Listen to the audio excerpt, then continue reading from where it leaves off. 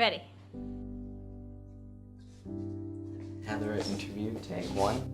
When I first had my first symptoms of optic neuritis, one of the home health care nurses came in and very cavalierly said, I've never seen a patient with optic neuritis who didn't have MS. And I thought, wow.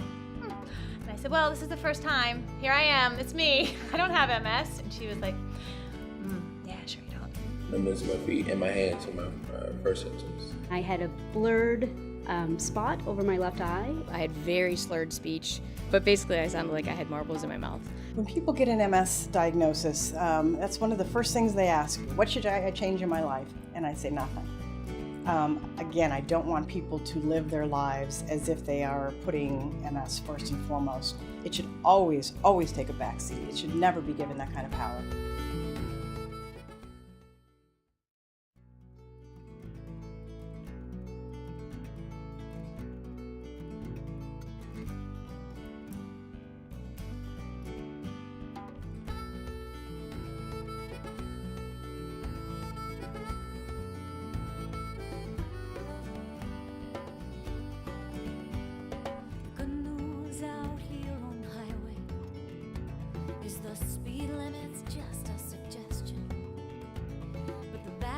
My first symptoms actually were back in 2001, the fall of 2001.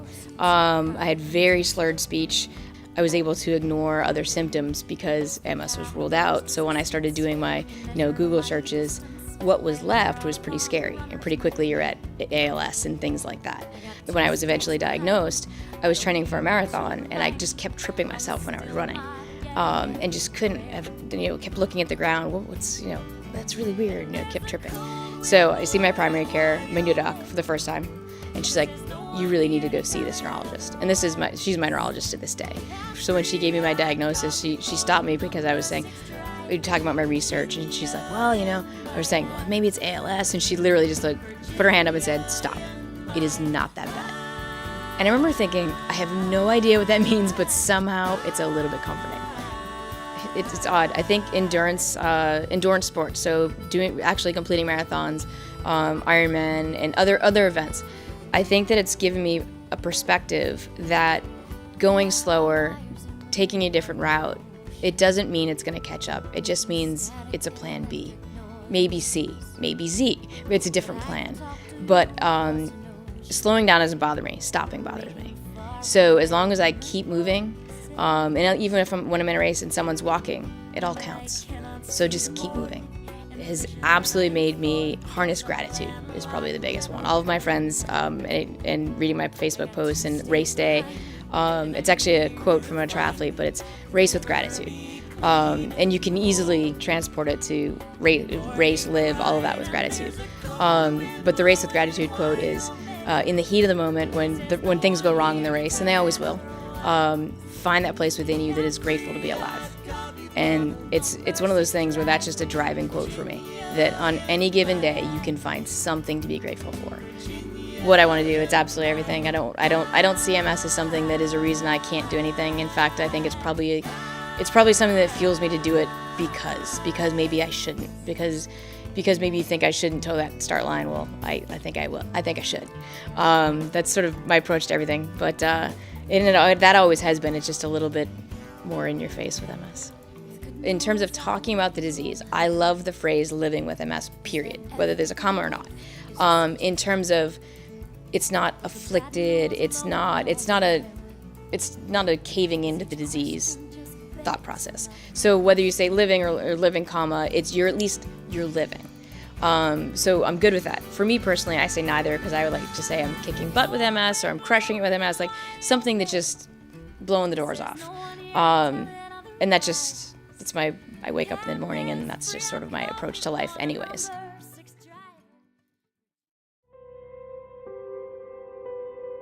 New Year's 2010, really fun time. I went on a climbing trip with my friend. One of my best friends has MS as well, and we went with a group of folks and we went to hike Kilimanjaro. I'm going to live every flippin' day as if I'm going to die tomorrow, starting right now. So I really kind of ramped up the intensity. I reduced my stresses. I took away any commitment that wasn't absolutely necessary or absolutely important to me. And now I just kind of do that all the time.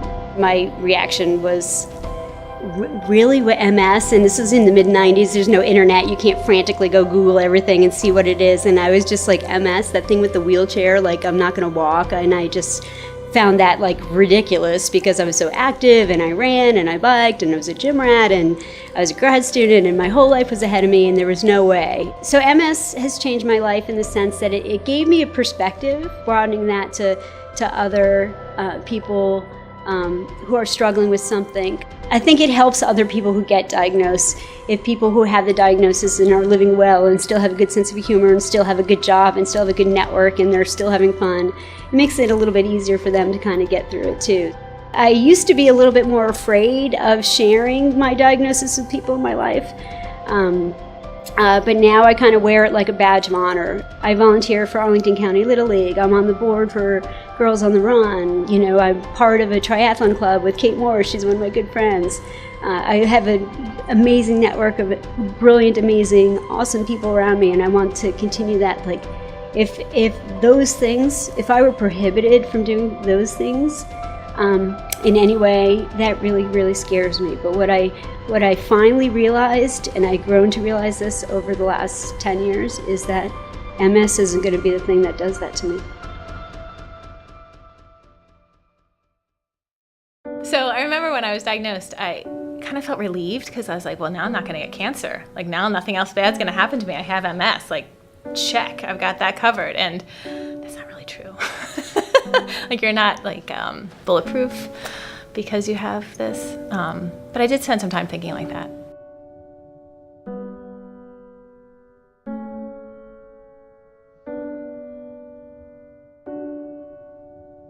MS has changed my life because I think I am aware of things that can happen. I mean, I just don't waste time. I don't waste time waiting for tomorrow because I don't know what tomorrow's going to bring, so I just assume today's good. So I just think MS has made me much more appreciative of what's happening in the moment that I'm in and not procrastinating quite so much or putting things off for another time because no one's guaranteed another time. I feel like that's kind of a gift. So one night, I think I was on Solumedrol and I decided to go on the internet, which is always a bad idea, even if you're not on Solumedrol. And I spent some time on a site that talked about parenting and having MS. And at that point, I didn't have children and I couldn't really wrap my head around children in general. And then I had MS and I was like, well, geez, now I've got this going on. And I remember reading about a girl who was extremely upset with her own mother who had MS because her disease was progressing. And she thought her mom was so selfish to have decided to have children, knowing that she had this disease. And I think it was like 2 or 3 in the morning, and I remember reading this, and I was like, well, yeah, there it is. Like, that's the answer. You know, that's the universe telling me, like, that is not my path. Yes, we have 2 kids. So we have 2 kids. What I want people to know about living with MS is it's kind of like, I don't know, it's part of your story, but it's not the whole story. And I think, you know, you can go one of 2 ways. You can either make it like your, hi, I'm Heather and I have MS, you know, like as your calling card, or you don't. So I think that choice really impacts how your life goes. When you're newly diagnosed, I think it's really important to do what you did the day before you were diagnosed. Whatever that was, just keep doing it. If you get scared and you kind of fold up and close up shop, you're gonna lose things. All the stuff you can do, you can always do. It just might look a little bit different. And I think that is the best advice I could give because, you know, if you decide, you know, you wanna run a marathon and you get an MS diagnosis, you can still do that. It just might not be the way you pictured it, but it seldom is the way you picture it, and that's part of the journey. So I think really sticking to your guns and keeping the things in your life important at the forefront, and that'll help guide you through that challenging time.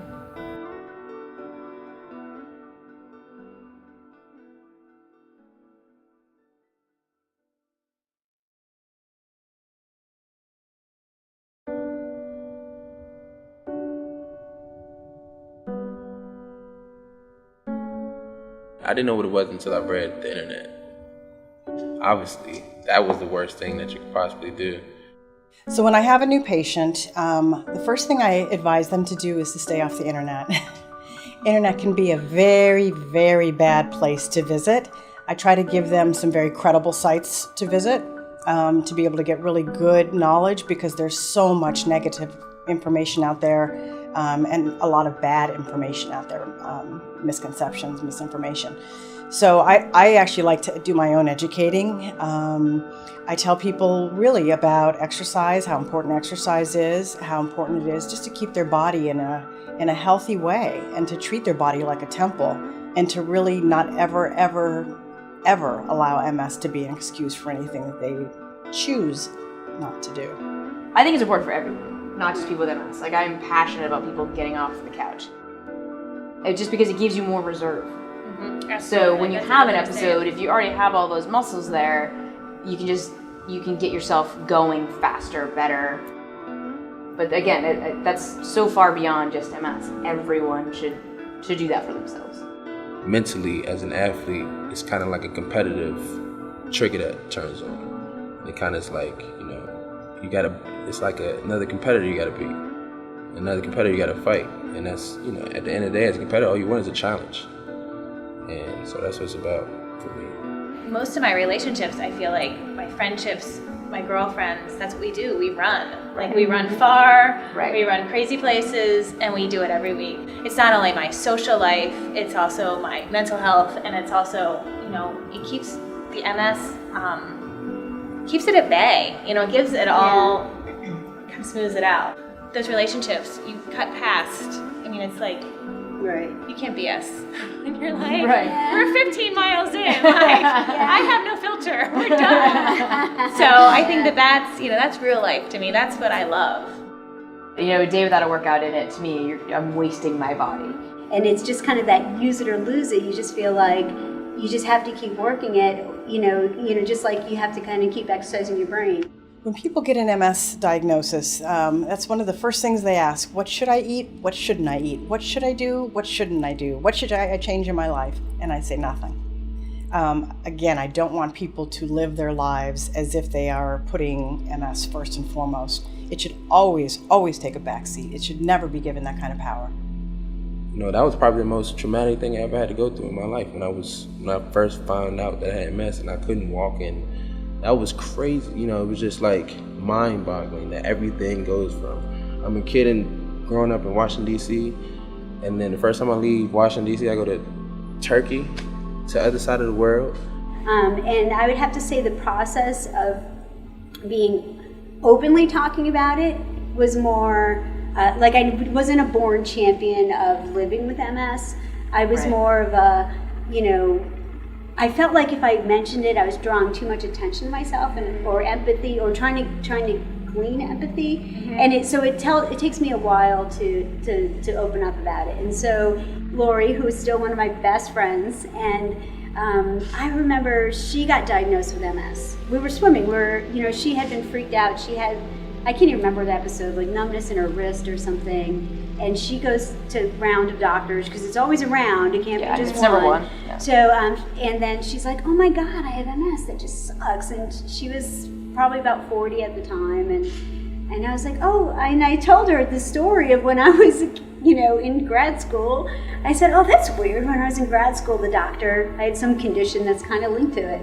And she's like, "Oh, you don't want it. It sucks. It's like the worst diagnosis ever." So, of course, she was my first friend that I actually told, because I felt like I could commiserate with her. Right. And she's like, "Oh my God." She's like, "Really? You got diagnosed with MS?" I'm like, "Yeah, we did." But we both did Ironman that year. Just for the record. Right. Take that, MS. Just to be clear. I was married a month before my first episode, so I think that was super hard for me, was to be newly married and be like, and I'm blind in one eye. It was just kind of some good news. Yeah. Way to misrepresent yourself. Yeah, I know. I was like, dude, a month ago I was awesome, and now I'm like slightly patchy. And so, he went with me the second time I had optic neuritis, and when they walked me down the hall to the specialist. So I don't feel like I told him. He heard it fresh as I heard it. But in terms of telling my mom and dad, I sort of just, in my head, came up with a strategy where like, I needed to have stories of other people living with MS and continuing to live in whatever manner that was. And I didn't really know what that meant yet. I just knew that I had to talk to a few people. So it was probably about another month or so before, and I was talking with my husband, and we just said, I think I need to tell them in person. I need them to see me and know that I'm okay. I don't know what the heck it means, but we're gonna be all right. Even that first month of just finding a few people who are just doing okay. And one person in particular, actually, she's still in the Coast Guard today. She graduated a year before me from school, and she had fought to stay in, even with her diagnosis. And so, the point I'm sitting across from my folks at the kitchen table, and I say, I don't know what it's gonna mean, but I know for this other person, like, she's still doing the same exact thing that she signed on to do, and she's still doing it. Obviously, you have my family, my wife, my mother, my father, my brother. Everyone has been, my immediate family has been major supporters. There were some doubters at first in terms of with my career. There were speculations, there were decisions that were made that didn't go in my favor just because of just no introduction and nobody before me that's going through this. So there's a lot of question marks. People will say, I don't want to tell anybody. I haven't disclosed to my family, to my work people. And when somebody who has MS is kind of walking around on eggshells themselves, when they finally do tell people, people walk around on eggshells around them. When people are very matter-of-fact about it, other people are very matter-of-fact about it. If you don't really care and you laugh it off and you can really throw it out there, people tend to forget that you have MS. I just so happened to be working for a boss who had a sister living with MS, and she has 4 kids. And I was just, you could tell I was just off and mad. I said, what's going on? I said, can I shut the door? And so, shut the door, and I was like, so she won't send me for an MRI. He's like, what does it matter? I said, well, I feel like I need to know because that's sort of what I'm going to use to decide, do I have kids, do I not? He's like, right, you can't live that way. You just can't. He's like, my sister has 4 kids. Does she have worse days and better days? Of course, so does every mother. Like, do you want kids? Yeah, I think I do. There's your answer. I literally would have just been slightly paralyzed by that for a while, and I'm not sure when we would have come around to like, who cares? Just go for it. And I have 2 amazing boys that are just awesome. And I'm a 5-year-old, and we've always talked about it. Yeah. We do the walk every year, Yep. and last year, when she was 7, was the first year. It was absolutely surreal. We were in the car, and we were talking about flu shots because flu shots are traumatic. Yeah. Extremely. And I said, I don't like shots either, and I used to have to get shots every week, and Dad would give me shots, and it made me feel bad, and it actually made me feel like I had the flu, and she was like, what are you talking about? And I was like, I have MS, so that was the medication. And she's like, what? You have it? She's like, I thought we just did this walk. And I was like, well, we do. Well, we do. We do this walk. And she's like, well, what does that mean? And so I tried to answer her, and it was one of those things where I was like, we've talked about this year after year after year after year. We have all these people who come out, we talk the talk, we walk the walk, and then it was like, all of a sudden it all made sense to her, and she was just like, what, how have you hid this from me? And I was like, I've never hidden this from you. I would never lie to you. I would never, ever keep it under wraps. But I think they get developmentally, your cancers. One day, it all clicked. I say to women, I want you to be fruitful and multiply. I want you to have babies. MS gets pretty quiet for most women during pregnancy because that's a state when your immune system is kind of quieted down so you don't fight off this foreign little being. So MS and other autoimmune conditions do pretty well during that period of time. We've all gone to several doctors. That some of them, for me, my doctors work great. I love my neurologist. She's Russian background, so there's one plan, and I'm kind of on board with that because don't give me choices because I didn't go to med school. Right. Nor do you want to. Right. But for other people, if that personality might not match. But there are so many good doctors out there that finding that person that you can talk to, even if they don't see it exactly the same. Because my doctor, trust me, does not like any of the endurance sports that I do. But she's just not an athlete in that way. She doesn't think anyone should do them. So it doesn't bother her that I'm doing them. She just thinks we're all crazy. Right. Well, that's okay. I was blessed and fortunate to find a doctor that was supportive. And believed in what I wanted to do as much as I did. So, I was fortunate and blessed to keep trying to believe in that somebody would be out there to think the same way I think. And, I think it's paid with dividends so far. So patients really have a lot of power, more power than they think they have sometimes. It is ultimately a patient's responsibility to follow the recommendations that are given to them, to exercise, to really take full responsibility for their health care, to demand the best health care that they can get, and to be part of that communicative partnership that really should be taking place. It should never be a do as I tell you to do. It should be a partnership relationship. I would say also that right now, if you have MS, this is the best time to have MS. In the history of MS, medicine is having some tremendous breakthroughs right now. So,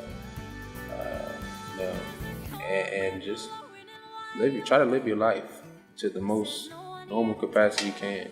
Living with MS to me is really, it's just living. It's living in this, and you take the necessary steps, and we all had a different journey, but we all got there. And giving this tool, this conversation to somebody who's struggling with it, that's just, if we even impact one person.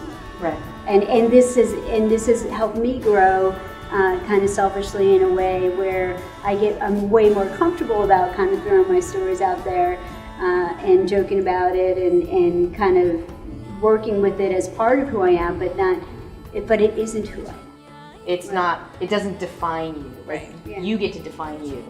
You can't guess from one day to the next with MS or anything else what the day is going to be. But you can get up every morning, have the best attitude you can, and just charge at the world. There's another way. You don't have to be scared. You don't have to hide. You just need to be who you are and live your life. And with each pedal stroke, each run, just like you said, I think that's so meaningful that you do it, and you do it with your whole heart, and you live your life, and let it go as it goes. What needs to change further is that people need to really hit MS hard from the earliest time of onset. That's what needs to still change. There's a little bit of a lag there. And people talk about a cure. Well, when you start treating somebody really early on, we really do almost shut this condition down, and people have nothing else after that. And that's, to me, pretty darn close to a cure, when people can live a life that they don't even have to even remember that they have MS or think that they have MS. But a night comes quiet as a cat. I lie awake considering. I consider till my mind grows fat.